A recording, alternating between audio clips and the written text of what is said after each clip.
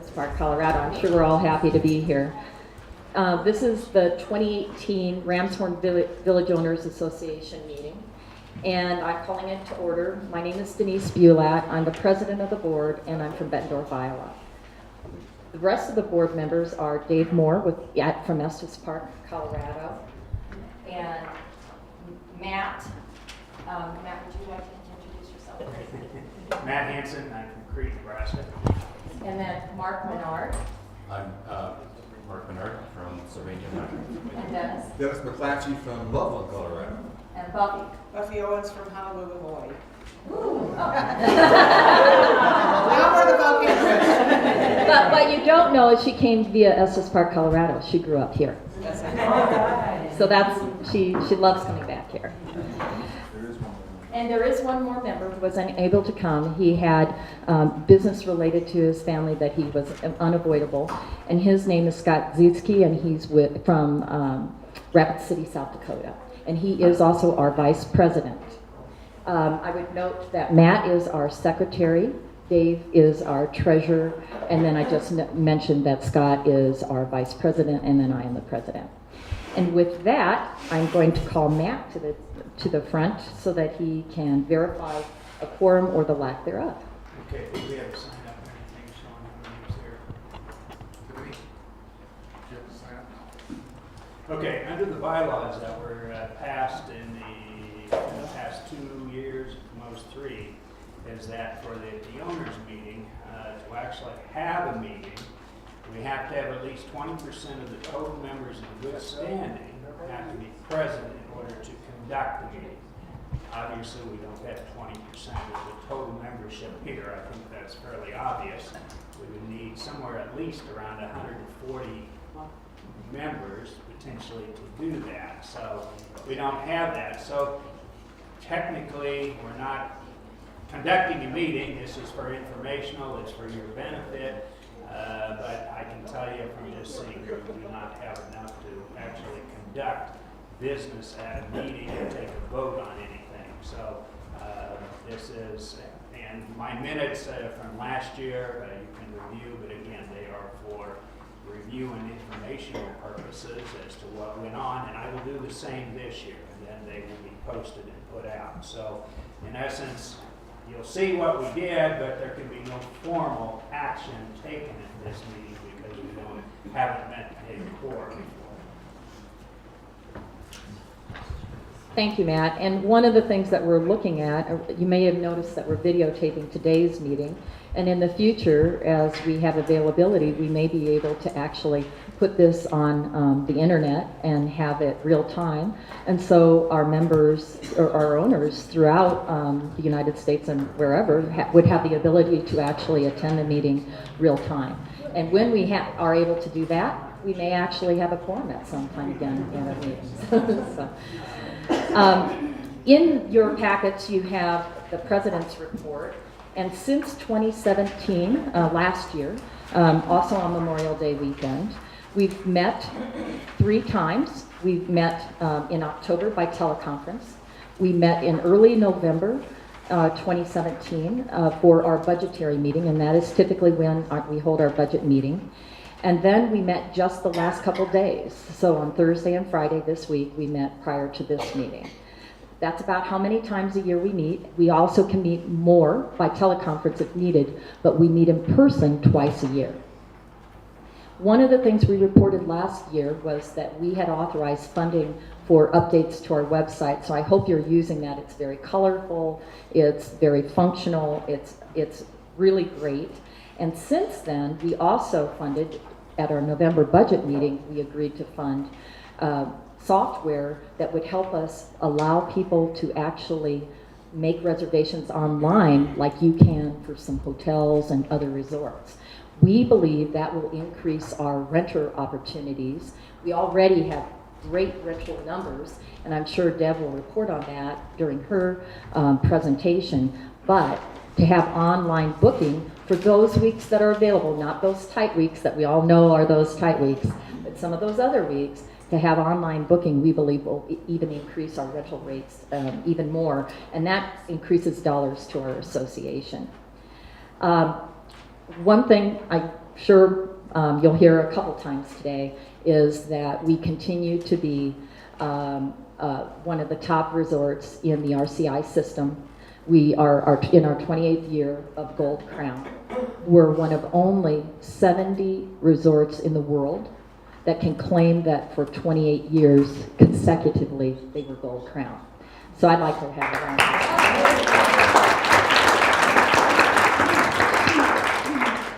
I'd also like to note that last year, for those of you who were able to attend, and I do see some familiar faces, we reported that we approved the improvements to the Wi-Fi, and that's going very well. And rather than having our owners pay for that improvement, we borrowed the money from our cash reserves, and we're paying it back through fees to RCI guests and renters. The fees are very reasonable. Any of you who have gone to a resort or a hotel know that you might have spent $100 or more than $100 in a week just to use the internet. Ours are $25 and $35 respectively. So very, very reasonable, and we paid back 72% of our reserves. So things are working out very well with that too. Now, one of the things also that our board has been working on is we want to continue to keep our resort fresh. I'm sure you all know that or I hope you all know, that we go through the resort in a rotating basis and refresh the homes, repaint them. If there's new tiling that is needed, retile them. We are going through and on a rotating basis, redoing our roofs as they're needed. And when we do that, we always look for opportunities to have more sustainable items, and like the roofs, the shingles, instead of being 25 years, are now 35 years. Instead of cloth sofas, you're now seeing leather sofas. All of that extends the amount of time that they will be able to be used in our homes and cost less than to our owners association. So all of those things are decidedly done by both your staff and by our board. Lastly, I think we know that Ramshorn is in very, very good standing. We have to be appreciative, really, of our excellent management staff. This is not a typical timeshare. And any of you who have traded, any of you who own elsewhere, my husband and I own in Hawaii, know that this is not a typical timeshare. We are family as owners, and the staff have great longevity, and even the newer staff come to us with lots of experience and join and just become a part of the team immediately. They are family too. And so welcome to your family. Thank you. The next agenda item is a Community Association Manager's Report, and that's Deb Gibson.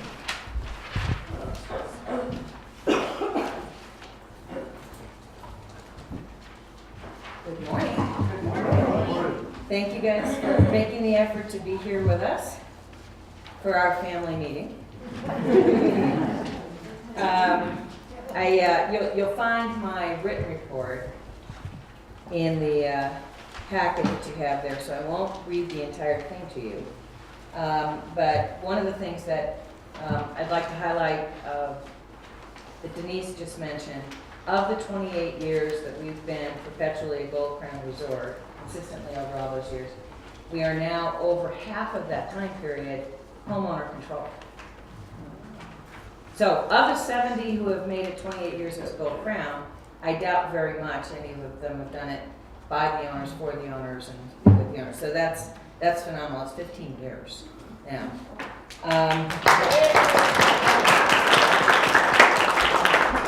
And also building on what Denise said, one of our strategies from the very beginning was building a stable and year-round staff that was responsive to the owners and guests as opposed to the developer, which is how things were before, right? For those of you that have been around for a long time. The results that we have would not be possible without the dedication of our talented group of long-term department head leaders who work very well together. I'd like to have them stand up one at a time. Someone that you don't see a lot because she's in our office is our assistant resort manager who has been with us 15 years, Erin Dalby.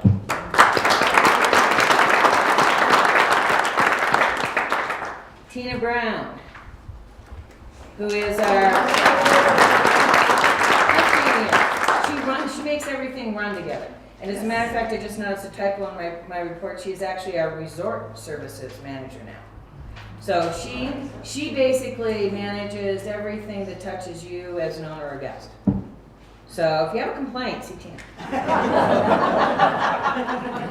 Dan Hannaford. If you have a compliment, please see Tina. Dan Hannaford, engineering manager for the year. Dan, if you noticed, was here prior to homeowner control. So in terms of longevity, he is second or third only to Alex and I. So Tina Hannaford. Tiffany Hannaford. AKA Tiff. We all call her Tiff. This is the person that you deal most directly from and who has one of the toughest jobs because she has about 750 of us who all want mostly the same thing. And since she can't get all of us the same thing, she at least tries to say no with a smile. And then our newest manager is Kim Chartier, who is standing right there. If you have checked in or checked out at Ramshorn Village, you've probably met. Yes. She's been with us 1 year, your anniversary. April 25th. April 25th, so congratulations. 1 year, 1 month. Yes. She came from the corporate world. She came from the corporate world over at Wyndham, Yes. down the road. But prior to that, she and her husband, who is also working here, Troy, in Dan's department, had their own business, which was Shelley's Cottages down Highway 36. So if you've seen the sign, and of course, the resort's still there. Yes. Most of the land is not. Correct. So after the flood of 2013. Yes. So they've gone from the wonderful world of self-employment to having days off. One of the ways that we've tried to build that stable staff is really work on, competitive pay, year-round employment as opposed to seasonal employment, benefits programs, a respectful and positive work environment, and they all minimize turnover. If you take a look at what the help wanted ads in the weekly paper, I think you'll see what a lot of the businesses in town are dealing with. We have a tremendous shortage of workers here. We have a tremendous shortage of worker housing. Having year-round staff means that we can be very competitive with those other businesses in town. And so it's a three-legged stool. We all have to take care of each other like any family does. So, Denise has already hit on, we're 26th straight year as a Gold Crown resort. Our TripAdvisor reviews put us usually in the, in our last 5 months, we were 5 out of 5 for every month, so we always work on that. RCI scores are now going directly to TripAdvisor, so it's kind of a new thing. So when you fill out, when you do an exchange for RCI, your scores of the resort is not just going to RCI anymore; it's going to TripAdvisor. So,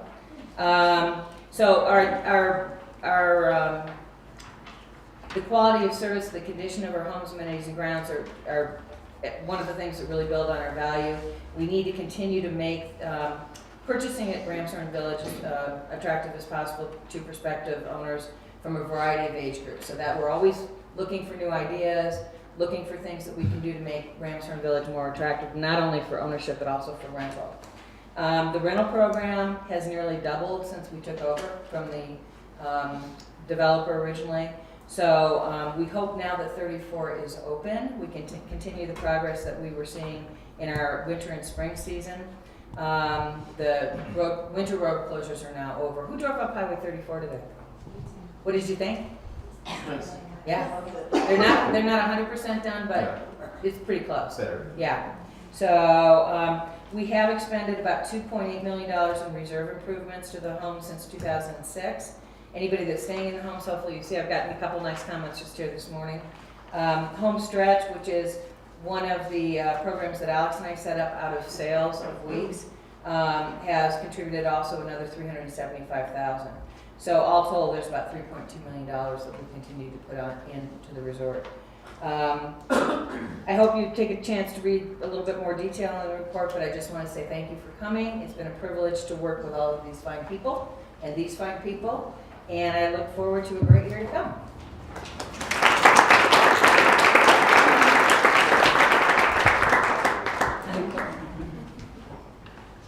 Dave Moore, our treasurer, is now going to make the next two reports.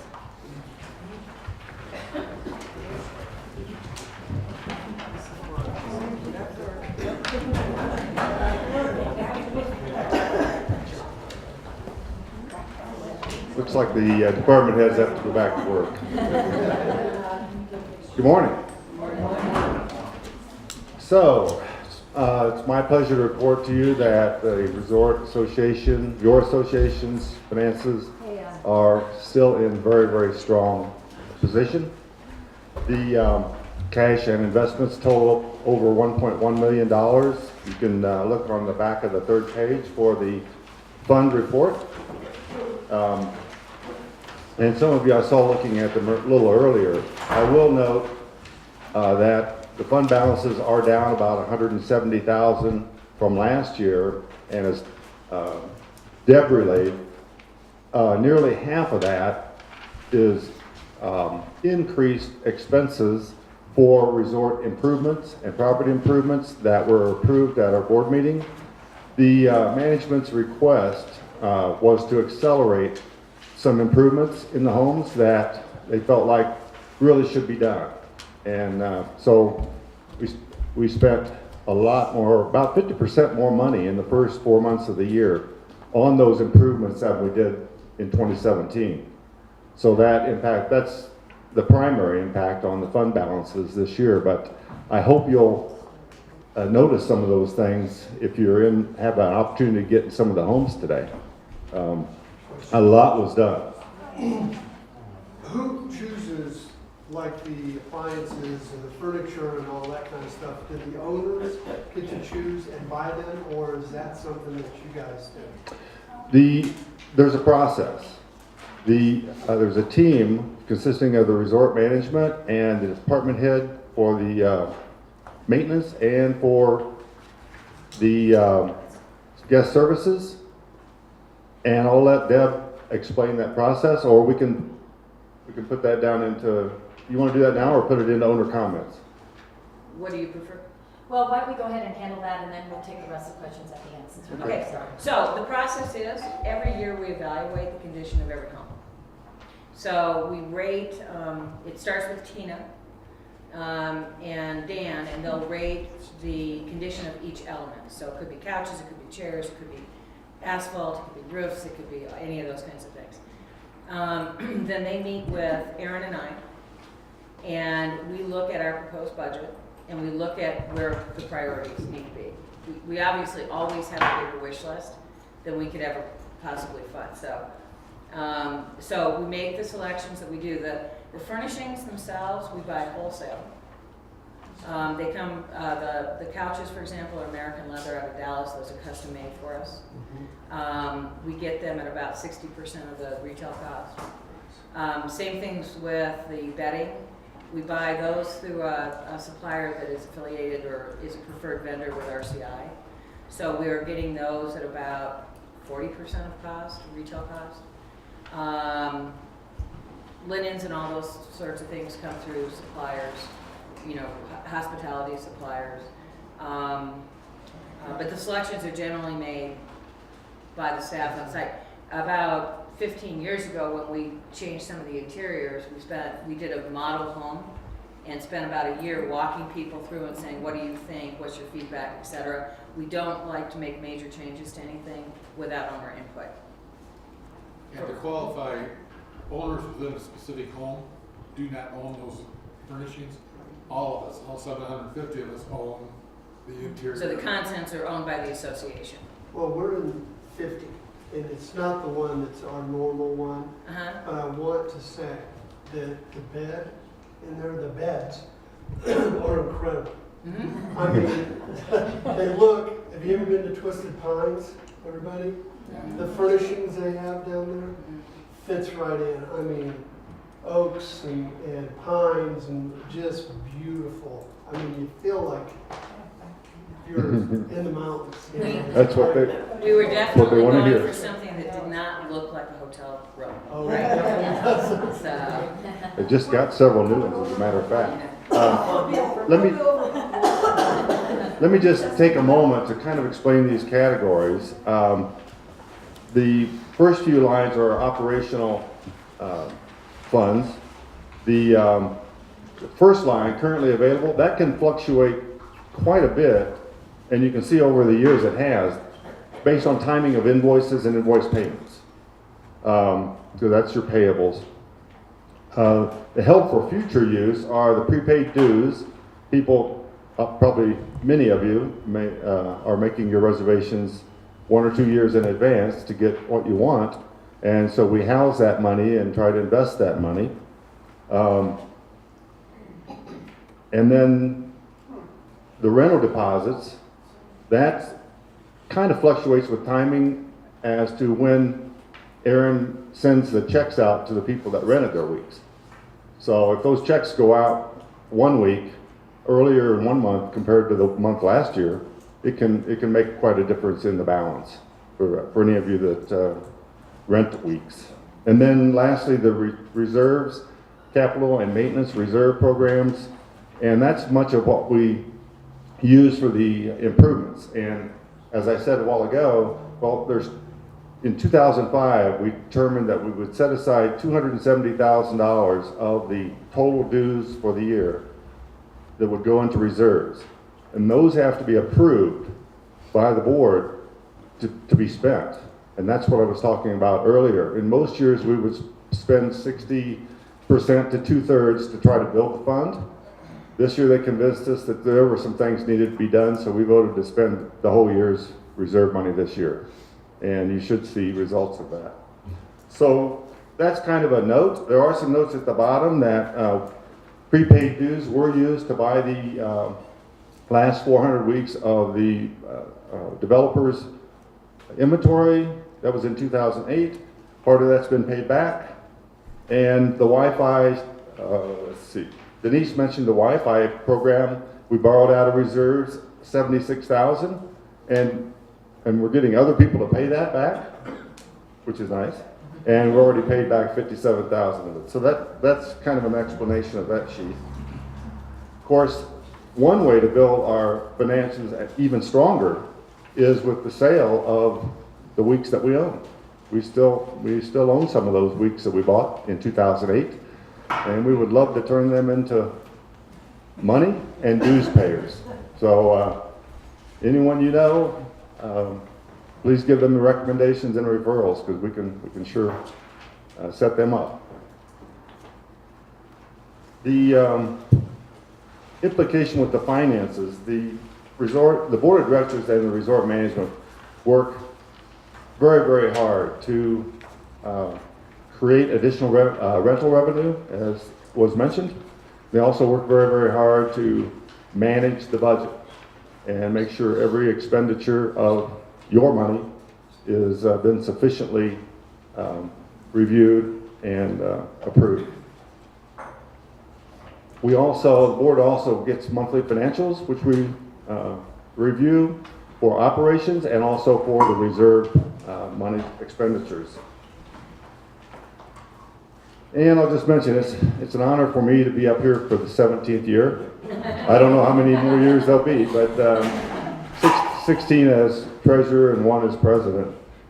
And as treasurer of the association, my responsibilities include assisting management with cash flow planning, ensuring that banking records and the financial books are done posted properly and available in a timely manner.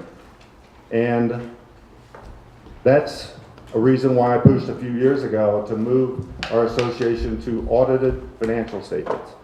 Yes, there's an additional cost to that, but I feel like it's important for our 700 and some owners to have the confidence of that. Now, I will mention the board received this week, during our meetings, we received the 2017 year-end financial statement, audited, and approved it, accepted it.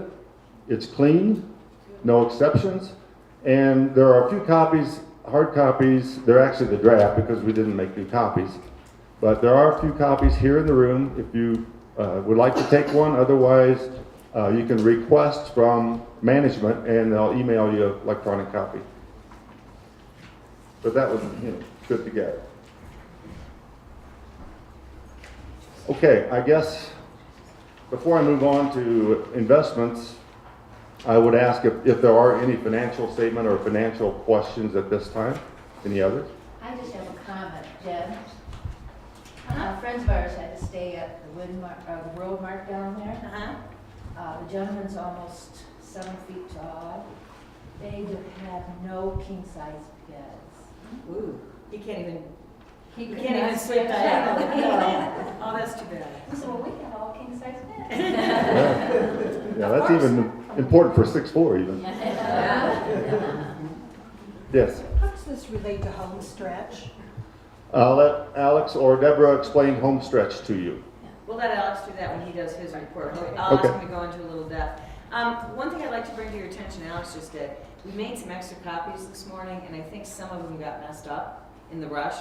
If you only have 5 copies and you're missing page 2 of my report, page 2 of Alex's report, etc., raise your hand. 1, 2. Okay, good. There were only a few of them made this morning, so I'm going to go grab some, but there should be 8 pages. I have one on Australian tractor sales. Well, how perfect for you, Calvin. Did we invite you? Yes. I have a question. It looks like our financial house is in order, if you will, but do you foresee that there's going to be a need for increase in weekly rental fee and in all the other costs, or do you think this is sustainable as it is? It's sustainable, but we always look to raise rental rates for for the non-owners any chance we get, and that usually does occur, especially in the prime time. For our association dues, they were adjusted. We've managed to stay at a very small percentage increase since 2005 when we put out what our plan was. And we've managed to stay primarily with that every year. And so those dues have been adjusted small increments annually. And the budget is balanced for this year. It's budgeted, it's balanced even before the sale of weeks, so we're hoping to get a bunch of weeks sold and we'll have surplus this year. Any others? Okay, I'm going to give an investment committee report for Mark Allison. He was here this week, but he left this morning, the early flight. And Mark is the chairman of the investment committee. Mark Menard is also on the investment committee, along with myself as treasurer and Denise as president. And the responsibility is, as you can see, there's a significant amount of funds, and hopefully that'll grow as weeks are sold. And those need to be carefully managed. Our first goal is preservation because there are future year operational monies, but we hope to get a return. And as probably a lot of you know, being very restrictive on our investment policy and the value of cash investments the last few years, it's been very difficult. We're only allowed basically money market CDs and some bond funds. And that's pretty restrictive, but we do the best we can. The committee is also responsible for establishing uniform investment procedures while striving to, as I said, maximize performance. And we keep the management of the investment portfolio within the bounds and prudent investment practices and satisfy liquidity requirements of the association. Mark included a consolidated report, looks like this, it's colored. That includes, that's about, I don't know the exact percentage. This is not all of our investments, but it's probably 2/3 of our investments. And you can see what things are done, or what's occurred. He also included a graph just for your information to show how low cash rates have been. This is a graph of 10-year treasury notes over the last couple years or so. And the chairman, Mark, is in the business. He knows, he understands it, he knows it, he understands our investment policy, and we did meet the requirements of the number of meetings for 2017, well, for the past 12 months, and did with board's approval, opened 1 new account and funded 3 new investments. So we're hoping to ramp returns up just a bit.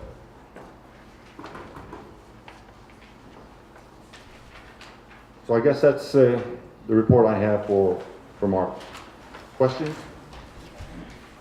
Yes. Could you just explain briefly alternatives? What is that? What kind of investment is that?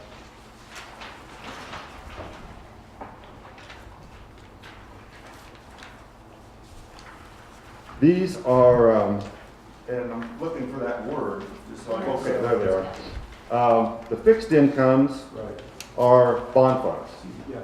The cash and equivalents is obviously that. The alternatives, we do have some funds in a mixture of hardly any, we don't do equities because we're not allowed that, but we do have some floating rate funds that aren't sensitive for rate increases. You know, bonds values go down.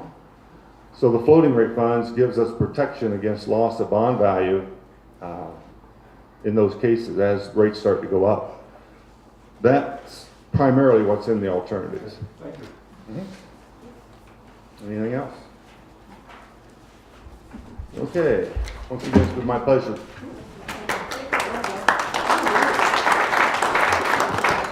Now Alex will come and give us our broker's report and explain a little bit about home stretch. Sure.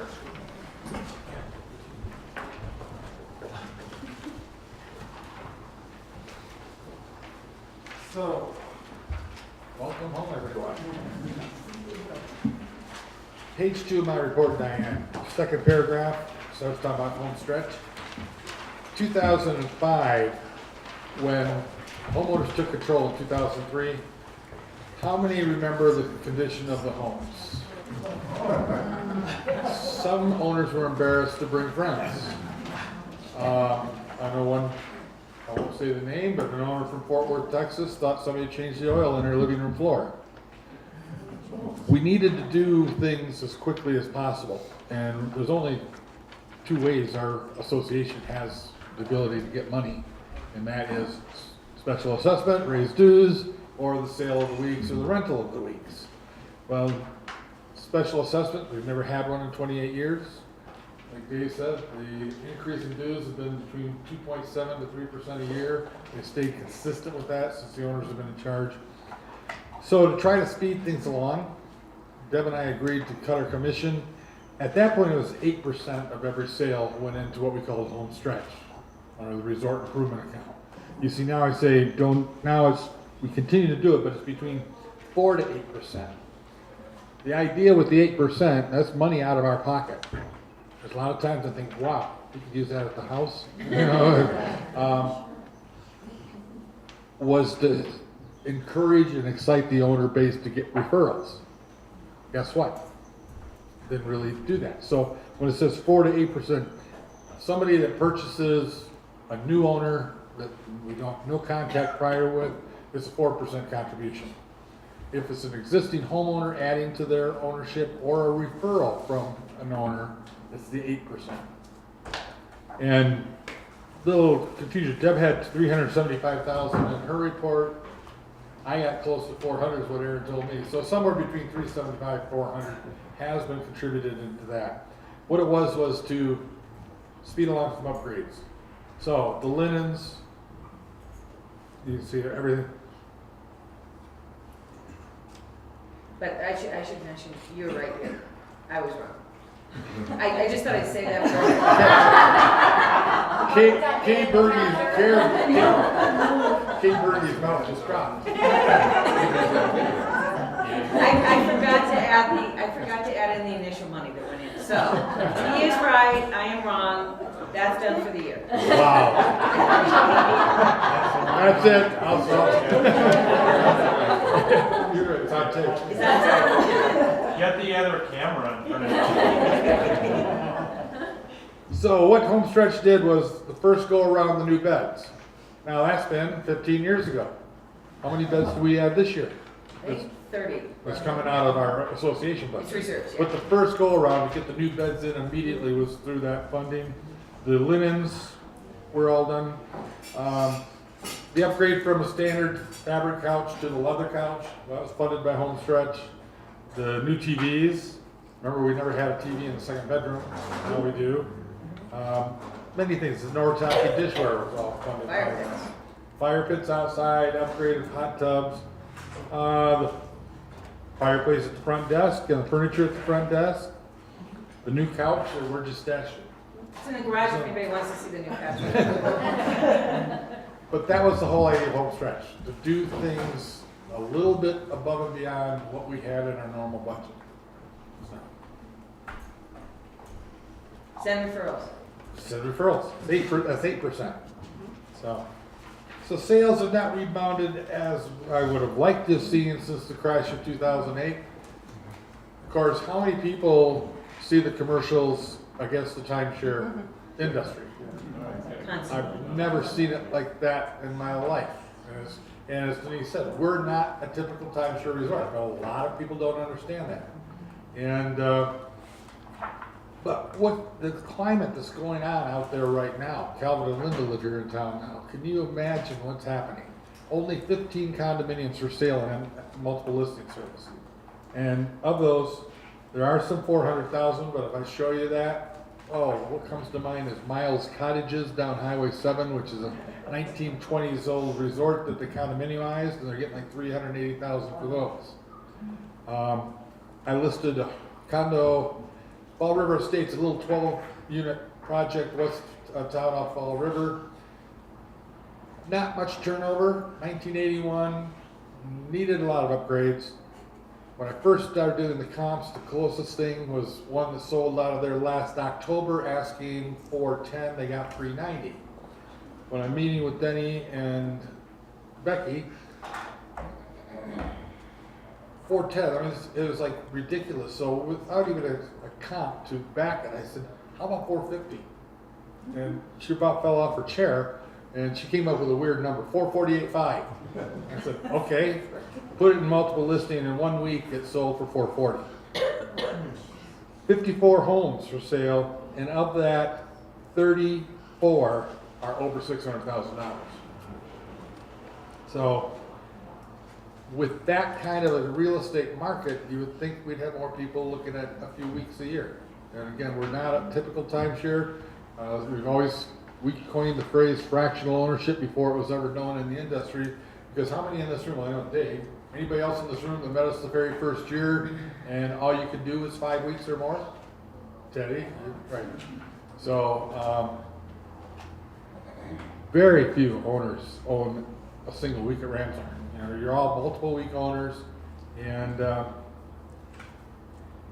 I think the other thing that will help dramatically is the influx of new visitors to Estes Park and Rocky Mountain National Park. I wasn't aware of it until somebody brought it to my attention. The second paragraph there, Rocky is now 4th most visited national park in the country. And we only got beat by Zion by 68,000 visitors. The Front Range of Colorado is going to double in, what is it, the next 20 years?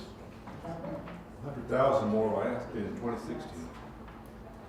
So, new visitors, new people falling in love with the area, and that's why, like Deb said, we have to keep Ramshorn fresh, modern, and attractive to all age brackets and all walks of life. Yeah, Alex, I think someone told me I worked in a store downtown for a friend, and he said that he lives here locally, and he read that we have had about 5 million people come in the summer and in the past couple years, and they anticipate 6 to 7 plus this year, million people coming to the Estes area to visit the city park. I'm gonna have to disagree with you, Kevin. Well, that's fine. I mean, But no, the numbers are wrong. When I moved here, it was 1.4 million people. Last year was 4.4 million people. In the park. In the park. In the park. In the park. Okay. So, and then you have to add the ones that come to the town and don't. So he could be right, but I'm not sure if they're looking at that kind of growth. That's just people for whatever reason coming up here. Yeah. And whether that's speculation. Yeah. So, I don't know. Yeah. But it's a lot of people. It's, the point, I Yeah. guess, is that it's not diminishing, it's increasing. Oh, yeah. To complement what you just said, you know. Oh, and Well, and- also, you should mention too that, who heard about the increase in national park fees that was proposed?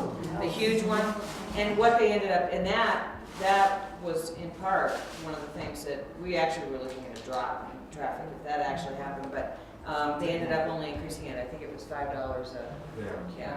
So, but it is a lot of people and it's growing and, well, I know, I just joined the board of Visit Estes Park, in November. And I know that the focus that we have, it's the marketing arm for tourism in Estes Park. What we're really focusing on is building business October through May. Yeah, good. So I think everybody and I don't mean it, but one of the things that we're trying to do is that we recognize that influx of visitors in the summer is making the summer experience for visitors and residents hard. So what we're trying to focus on, if there's any money spent on those summer months for marketing, it's on creating people or bringing people in that appreciate and respect the park and also stay longer and utilize those local businesses in town that you were helping out at. So, yeah. And I noticed something, I called the National Park recorded number Thursday, verify the trail ridge was open. And one of the things they were saying on the recorded message was, even in the off season, be prepared for large crowds on weekends at Bear Lake and other destinations. I mean, I remember we started Ramsford, I had a couple from, it was Miami, stopped by in January. And he said, I felt so stupid. Got out of my car, and of course, he's from Miami, immediately locks it. And he looked around. It was the only car in the parking lot.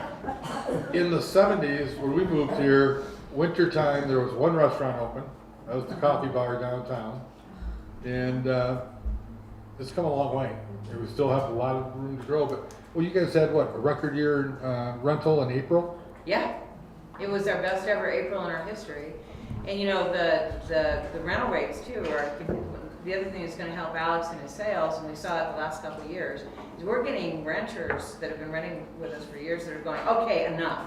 I can't keep paying this, it keeps going up. The pain. Yeah, the pain gets too much, because our top rate when we first had our first Ramshorn Village home done, number 5 was $150 a night in the middle of the summer, and if you stayed 4 nights or longer, it was $125. Our top rate this summer, I think for a 2-bedroom is like $440, plus add 10% tax, right? You guys don't pay sales tax. So if you add that in, there are no discounts if you stay longer in the summer. They're just minimum stays now. So that's a significant increase in rental rates. And people who do come here every year and are renting somewhere are seeing that. And that encourages ownership. So.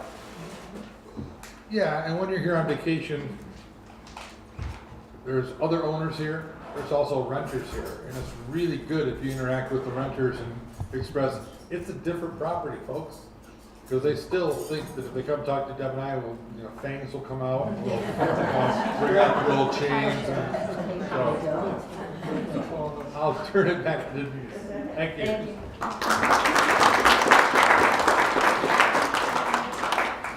Deb is going to come up, and she received by email the reports for our governance and voting committees.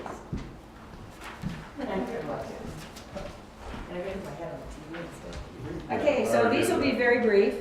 After a great deal of activity and reworking all of our documents to state-of-the-art for the state of Colorado, the governance committee had no activity this year. So they're all done for now. The voting committee, we had no activity yet, but that's about to start. And please be aware, if anybody has an interest in putting their name forward to serve on the, we've got 2 seats that are scheduled for conclusion this year. And I don't know if the existing board members are planning on to run, but either way, we open it up, and anybody that's interested in running for the board seats, you'll be getting information on that election coming up soon. Huh? Self-nominating. It's self-nominating, there's no nominating committee, you just say, hey, I think I have something to add. I'd like to put my hat in the ring, so. So that'll be starting up soon, be looking for it, so, that's all they have. Yeah. Thank you, and so I wanted to report the status of how many weeks we own. We own 332 weeks. So remember, we paid the dues on those 332 weeks. So again, banking off what Alex just said, if we can sell some of those weeks, we don't pay the dues, someone else does. So I encourage you to do have those discussions when you're out and about and explain how different we are than other timeshares and how well we're managed. We decided yesterday that our next meeting will be, our budget meeting, which is in November, will be on November 5th and 6th of this year, 2018. And we also decided yesterday that our annual meeting will be again on Memorial Day weekend, Saturday, so that will be May 25th, 2019. So we wanted to alert you to both of those things. One thing I'd mention about our annual meeting, it used to be held at the top, literally the top trading week of this resort, which is actually the first white week. I believe it's week 40, is it? And if you were to get points for that in the RCI system, it would be the most points you could get, even better than summer. And so we, as a board, made the decision we shouldn't be taking up space with us staying here on the property on that very important week of our resort where many, many owners want to be here, and we just don't have as much supply as there is demand. So we've asked staff, what is a week that's good for traveling, that usually isn't 100% full, and it turns out Memorial Weekend is. Now, if that ever changes, we'll change the annual meeting again. But right now, we're not totally packed here. We've got good, folks here. You're here, but we will always consider changing the time of the annual meeting based on the capacity of the resort. With that, we're going to open it up to any comments or questions for the board. Yes. Denise, a question on the weeks we own. Sure. So like 2 weeks, you had 332 weeks now that we own. What was it like 2 years ago? I'm just wondering what the trend has been. That's sort of, you don't have to. If you own about 10 more, maybe? Yeah, what I would tell you is that when we do resale, we don't just sell the association's weeks. So resale is balanced by what the buyers want. So the association has pretty much less desirable locations than the homeowner resales that we've had. So the buyer purchases what they're going to purchase. They choose the home that they want to purchase into. So there have been some owner resales, there have been some association sales, but what we do with the weeks that we have is we create whatever rental activity that we can to offset the homeowners. So they're not just sitting there and we're paying the fees on them. We are creating revenue as much as we possibly can. We always want to own some of those weeks because it gives you more flexibility in reservations. The association does not reserve its weeks until a year out. That's the max the association can do. Owners can reserve up to 2 years. So the owners are predominantly getting the highest demand weeks. The association is getting the second tier weeks. But we try to create as much revenue as we can off of those. And the other thing, Phil, when the developer was here, he would focus only sell those weeks. Sure. My challenge is to offer viable exit program for individuals, because that's been the biggest hit against the timeshare industry. Sure. So it's a juggling act of an individual reseller for whatever reason, something's changed and they want to sell, plus the HOA weeks, trying to balance the two. Yeah, we're called family. Yeah. About a third of the weeks that are owned by the association are red season, about 2/3 are white and blue season, which is the fall, winter, spring, etc. So that we do have a slight imbalance there. The other thing that as a board we've talked about multiple times, the developer only put aside 1 week a year in each home for maintenance and reserve expenses. That's not enough. We really, really need to have two. But- Now, we have the flexibility now to use them that way. Yeah, yes. But if we would ever sell them all, Yes. then we would have a situation where it would be very difficult to manage the maintenance and upkeep. And if we do decide to set away, let's say another half week or another week, that would have to come back to you because it was in your contractual agreements. Right. Thank you. Very helpful. I have a question for Alex. As an owner, 2 weeks, okay? Can you give me an idea of if we wanted to sell those weeks, and not be an owner anymore, a range of what the value of that is? Sure, and that's fluctuated over time too. Sure. It has softened because we want to spur sales. Right now, owner would net about 14 with the two, But the listing value would be. around 20. And that's after commissions? Yes. All that. And that would be handled through you, correct? Hopefully. Hopefully. I would say a good 98%, if not slightly more, of the sales that have come through Ramsey Realty. Attempts outside of Ramsey Realty have been pretty dismal. So if you try to sell it to someone who doesn't understand this property, this ownership structure, et cetera, it makes it very difficult. Well, we're not thinking about Yeah. selling that. If we did, we would go Yeah. through ours. Overall, there has been, and this is where we are very, very different. In the entire history of the property, we have had less than 10% resale over 28 years. That's unheard of. So understand that the ownership base, in many cases, owners are passing it on to the kids and the grandkids and so forth. Because if you think Estes Park vacations are expensive now, wait till your grandkids life, yeah. I have one of the original 1970 Stanley Hotel brochures, and in that, the best room in the house at the Stanley, when I first started in 1974, when I say original is when I got there, was, I think it was $15 a night in Carriage House, $28 a night for a front room looking over the swimming pool. It's not there anymore. So anyway, what we're seeing, it's Stanley, just like us. I think a room night is this summer is well over $400. So. Before I forget, I meant to comment, we're talking about Gold Crown, but it's not just Gold Crown, folks. See the percentiles across here? As of April 2018, that's just, to me, just mind-boggling. There's 4,500 resorts through RCI or more. And we're looking at 99th percentile or more in everything except for resort activities.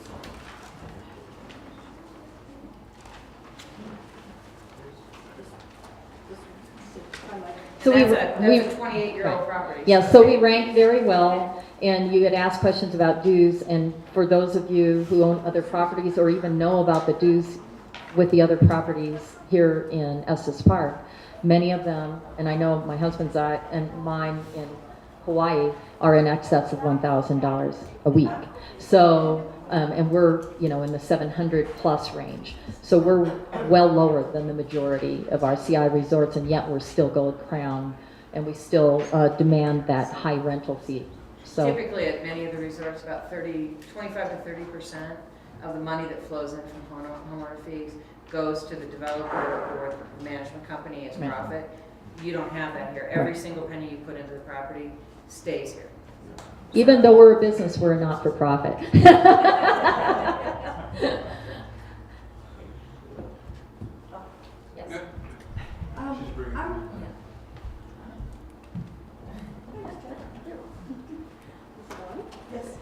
I'm wondering if, because we talk about all the special things, unique things that make this property different, I'm wondering if you can figure out how to do more advertisement on site.